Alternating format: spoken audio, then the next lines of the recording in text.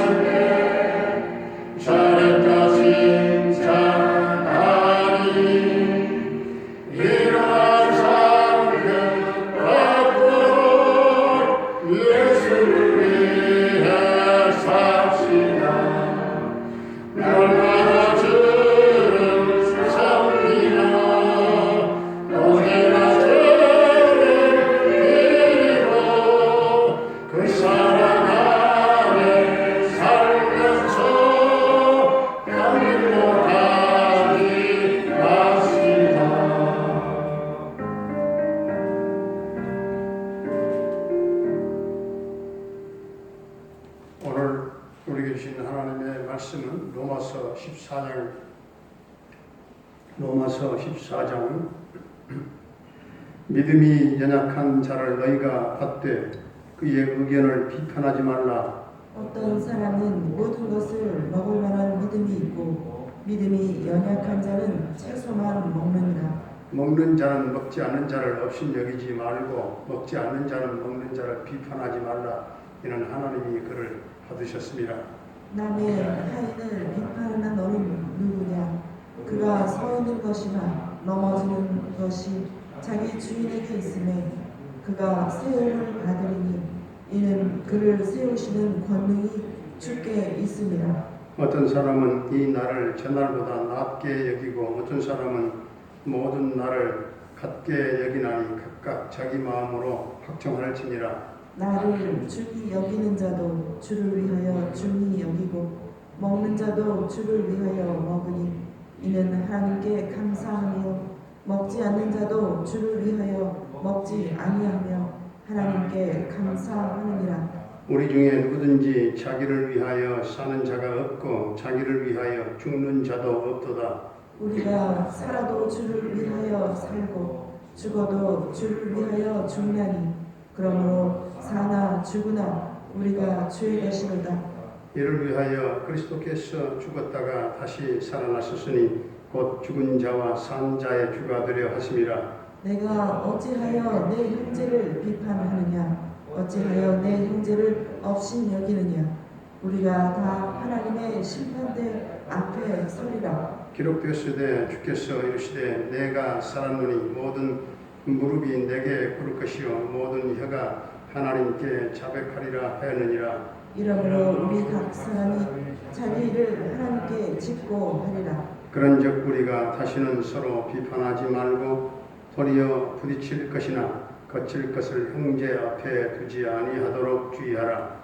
내가 주 예수 안에서 살고 확신하노니 무엇이든지 스스로 속된 것이 없으되 다만 속되게 여기는 그 사람에게는 속되니라. 만일 음식으로 말미암아 내 형제가 근심하게 되면 이는 내가 사랑으로 행하지 아니함이라. 그리스도께서 대신하여 죽으신 형제를 내 음식으로 망하게 하지 말라. 그러므로 너희의 선한 것이 비방을 받지 않게 하라. 하나님의 나라는 먹는 것과 마시는 것이 아니요 오직 성령 안에 있는 의와 평강과 혈압이라.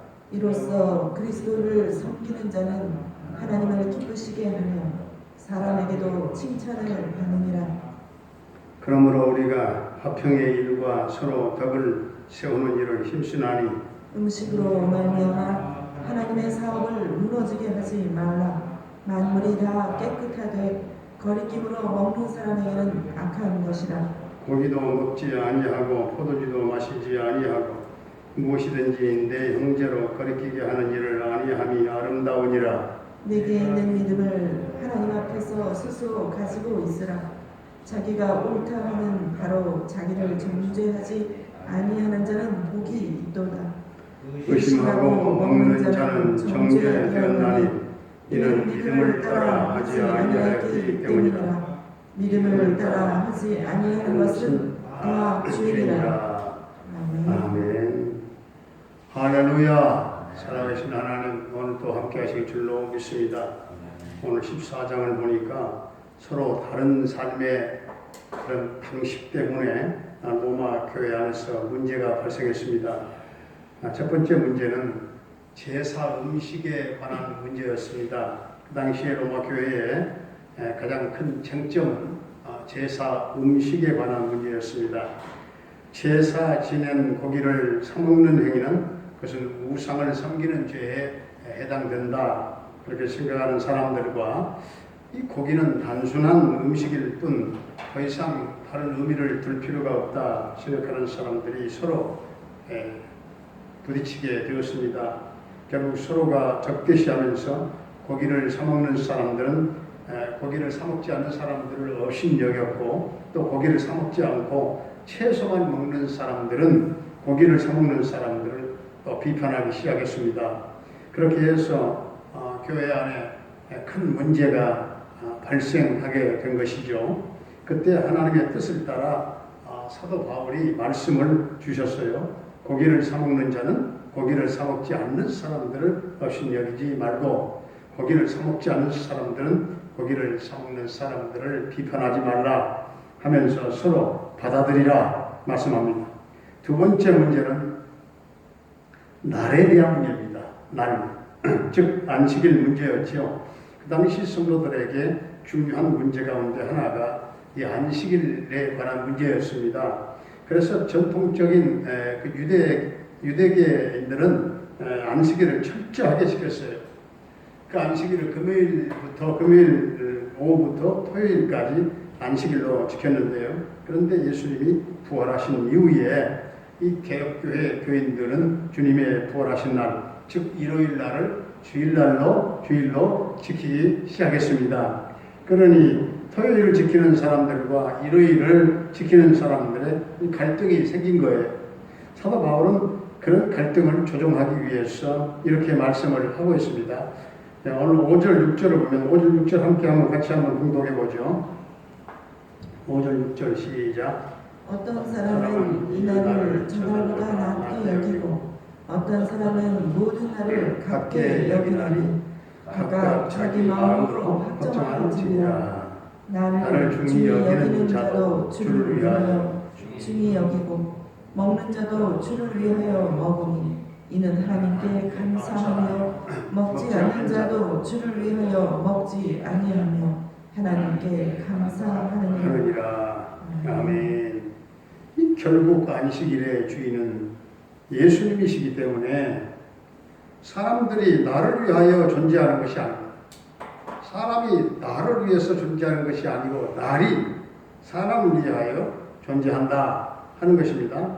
따라서 어떤 날을 지키느냐 이게 중요한 게 아니라 그 날을 누구의 날로 지키느냐 하는 것이 중요하다는 사실입니다. 우리는 주일날을 거룩하게 지킵니다. 주일은 누구의 날입니까? 주님의 날입니다. 이날은 주님께서 부활한 날입니다. 이 날의 주인공이 누구냐 중요합니다. 이 날의 주인공은 예수님이죠. 예수님이 부활한 날이에요. 주일 하루뿐만 아니라 일주일 모든 날이 다 주님의 날이에요. 그러므로 우리는 주일을 거룩하게 지킬 뿐만 아니라 모든 다른 날들도 다 주님 기뻐하시는 삶을 살아야 될 줄로 믿습니다. 19절도 함께 공부하겠어요. 19절 말씀 시작. 그러므로 우리가 화평의 일과 서로 덕을 세우는 일을 힘쓰나니. 아멘. 우리가 더욱 힘써야 될 것은 화평의 일과 덕을 세우는 일을 힘쓰라. 로마 교회는 무엇보다도 가장 필요한 게 무엇이었는가? 그것은 교회가 화평한 일입니다. 서로 덕을 세우는 일입니다. 이게 문제였어요. 유대인과 이방인의 갈등이 치유되어야 하는 그런 교회가 로마 교회였어요. 교회의 화평이 깨지면 그때부터는 교회로서의 사명을 감당하기가 아주 어렵습니다. 그때부터서는 예수님이 이 세상에 사람의 모습으로 오신 목적이 무엇입니까? 하나님과 사람 사이에 중재자가 되기 위해서 오시지 않았습니까? 예수님은 하나님과 사람 사이에 화평을 위해서 십자가에 친히 죽으셨어요. 화목제물 되셨어요. 십자가로 중간에 막힌 담을 거시고 하나님과 사람 사이를 화목해 하셨어요. 우리는 진정 화목제물이 교회가 되겠고 또한 덕을 세우는 일에 힘써야 되겠으며 교회가 평화의 공동체가 되기를 언제나 우리는 힘써야 된다 하는 사실입니다. 주님이 그렇게 살았던 것처럼 사람을 외모로 판단하지 말고 넓은 마음과 사랑으로 살아갈 수 있게 되기를 바랍니다. 또한 무엇보다 화평케 하는 일과 덕을 세우는 일에 더욱 힘쓰는 교회 우리 성도님들이 다 되시기를 주의 이름으로 축원합니다. 은혜로우신 우리 아버지 하나님, 로마 교회에서 음식 문제가 가장 큰 쟁점이 된 것처럼 오늘날 우리 교회도 그 음식 때문에 그 음식을 사소한 문제라고 치부할 것이 아니라 그 문제가 아주 큰 쟁점이 된 것을 봅니다. 음식 때문에 예배를 소홀히 하거나 영적인 믿음의 부분이 약화될 때가 많은 것을 고백합니다. 음식 때문에 다툼이 일어나는 일이 없게 하시고 음식 때문에 형제 이웃을 업신여기는 일도 없게 해 주옵소서. 주의를 생명처럼 지킬 수 있게 하시고 교회 안에서 덕을 세우게 하시고 화평케 하는 일에 힘쓸 수 있게 하시고 사람을 외모로 판단하지 말고 넓은 마음과 사랑으로 대하며 살게 하여 주시옵소서. 아버지 하나, 오늘도 우리 성도들의 각 가정과 생업과 직장, 사업장을 축복해 주시옵소서. 사랑하는 부모님들의 남은 일생을 축복해 주시기를 원합니다. 우리 자녀들의 앞길을 평탄케 인도하시며 저들의 앞날을 축복하여 주옵소서. 군대에 가 있는 한결이의 군생활을 안전하게 지켜주시고 저녁 때까지 함께해 주시기를 원합니다. 캐나다에 살고 있는 정찬석 집사님 그 가족을 지켜주시고 형통 대성을 이루며 평강 승리의 소식이 있게 하여 주옵소서. 병마로 고통 겪고 있는 성도들에게 주님 십자가 보혈을 발라 정케 하시고 온전한 치유와 놀라운 회복의 은총을 나려 주옵소서. 우리 유영남 집사님의 둘째 딸 조효선 자매를 향한 하나님의 뜻이 이루어지게 하시고 하나님의 능력의 손이 그를 붙잡아 주옵소서. 지금도 두 손 벌리고 기다리고 계시는 주님 품으로 뛰어 들어오게 하시고 그 딸을 지배하는 모든 흑암의 권세와 공중의 권세의 잡은 자는 예수의 이름으로 명하노니 다 떠나갈지어다. 악한 영도 떠나가며 하나님 그 딸이 자유롭게 주님 안에 은혜 안에 다 자유함을 얻게 하여 주시옵소서. 성령의 불을 받게 하여 주옵소서.